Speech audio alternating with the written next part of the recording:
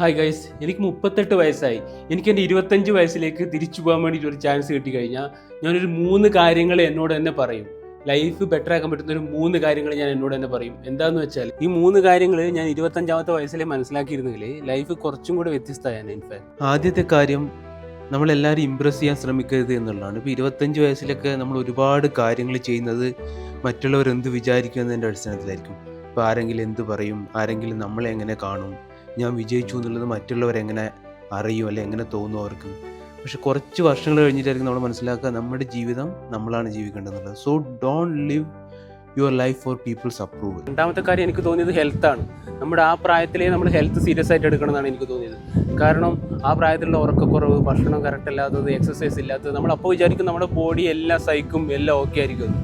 പക്ഷേ പോകെ പോകെ നമുക്ക് മനസ്സിലാവും അത് നമുക്ക് എത്രത്തോളം ബുദ്ധിമുട്ടുണ്ടാക്കിയിട്ടുണ്ട്. നമ്മുടെ മണി പോയി കഴിഞ്ഞാൽ നോ പ്രോബ്ലം, ടൈം പോയി കഴിഞ്ഞാൽ നമുക്ക് തിരിച്ചു പിടിക്കാൻ പറ്റില്ല. അതുപോലെ ഹെൽത്ത് പോയി കഴിഞ്ഞാൽ നമുക്ക് പിന്നെ ഒന്നും ചെയ്യാൻ പറ്റില്ല. അപ്പോൾ ഹെൽത്ത് ഭയങ്കര ഇമ്പോർട്ടൻ്റ് ആണ്. അപ്പോൾ ഈവൻ ഒരു ചെറിയ എക്സസൈസ് ആണെങ്കിലും വാക്കിംഗ് ആണെങ്കിലും എന്താണെങ്കിലും നമുക്ക് എത്ര പെട്ടെന്ന് സ്റ്റാർട്ട് ചെയ്യാൻ പറ്റുമോ അത്രയും പെട്ടെന്ന് സ്റ്റാർട്ട് ചെയ്യാന്നുള്ളതാണ്. മൂന്നാമത്തെ കാര്യം, ഒരുപക്ഷെ ഏറ്റവും ഇമ്പോർട്ടൻ്റ് ആയ കാര്യം എന്താണെന്ന് വെച്ചാൽ നമ്മൾ ഒരു കാര്യവും റെഡി ആകുന്നത് വരെ വെയിറ്റ് ചെയ്യരുത്. ജസ്റ്റ് സ്റ്റാർട്ട് എന്നുള്ളതാണ്. പെർഫെക്റ്റ് ടൈമിന് വേണ്ടി വെയിറ്റ് ചെയ്യും, പെർഫെക്റ്റ് ആൾക്കാർ നമ്മുടെ കൂടെ വരട്ടെ എന്ന് വെച്ച് വെയിറ്റ് ചെയ്യും, നമ്മുടെ കോൺഫിഡൻസ് ഒന്നും കൂടെ ഓക്കെ ആയിട്ട് നമ്മൾ സ്റ്റാർട്ട് ചെയ്യാമെന്ന് പറഞ്ഞ് വെയിറ്റ് ചെയ്യും. അപ്പോൾ നമ്മൾ ഒന്നിനും വേണ്ടിയും വെയിറ്റ് ചെയ്യേണ്ട ആവശ്യമില്ല എന്നുള്ളതാണ് ഞാൻ ശരിക്കും പഠിച്ചത്.